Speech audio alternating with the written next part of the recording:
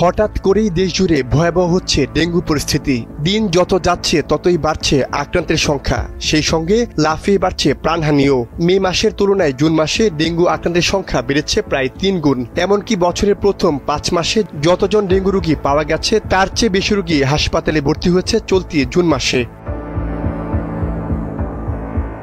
পরিসংখ্যান অনুযায়ী গত মে মাসে সারা দেশের হাসপাতালে 1773 জন রোগী হাসপাতালে ভর্তি হয়েছিলেন, তবে সেটি এই মাসে ব্যাপক হারে বাড়তে থাকে।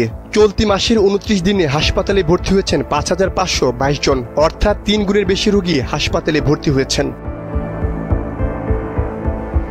তাছাড়া এবছরের জানুয়ারি মাসে ডেঙ্গুতে আক্রান্ত হয়ে হাসপাতালে ভর্তি হয়েছেন 1151 জন রোগী। এরপর ফেব্রুয়ারিতে 374 জন, মার্চে 336 জন ও এপ্রিলে 701 জন ডেঙ্গুতে আক্রান্ত হয়। ফলে মে মাস সহ বিগত 5 মাসে রোগী ভর্তি হয়েছেন 4335 জন, অর্থাৎ বছরের প্রথম 5 মাসে যতজন রোগী হাসপাতালে ভর্তি হয়েছেন তার থেকে বেশি রোগী ভর্তি হয়েছেন জুন মাসে। বিশেষজ্ঞরা আশঙ্কা করছেন রোগীর সংখ্যা এভাবে বাড়তে থাকলে জুলাই ও আগস্ট মাসে ডেঙ্গু মহামারী আকার ধারণ করতে পারে। সারা দেশ থেকে প্রাপ্ত ডেঙ্গু রোগীদের তথ্য নিয়ে নিয়মিত পরিসংখ্যান তৈরি করছে স্বাস্থ্য অধিদপ্তর।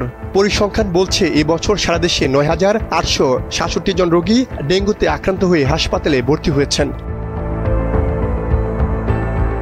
স্বাস্থ্য অধিদপ্তরের তথ্য অনুযায়ী বিগত বছরগুলোর তুলনায় চলতি বছরে ডেঙ্গুতে আক্রান্তের সংখ্যা আশঙ্কাজনক। পাশাপাশি সব জেলাতেই ডেঙ্গু রোগী পাওয়া গেছে, ফলে আশঙ্কা আগামী মাসগুলোতে ডেঙ্গু বিপজ্জনক হয়ে উঠতে পারে। এক্ষেত্রে মহামারী আকারও ধারণ করতে পারে। কীট তত্ত্ববিদদের মতে ডেঙ্গু আক্রান্তের মৌসুম মূলত আগস্ট থেকে অক্টোবর। ওই বছর ওই সময় বৃষ্টিপাত বেশি হওয়ায় এডিস মশা বংশবিস্তারের প্রভাব ফেলে। তবে এবার আগে থেকেই ডেঙ্গুর প্রাদুর্ভাব দেখা দিতে পারে।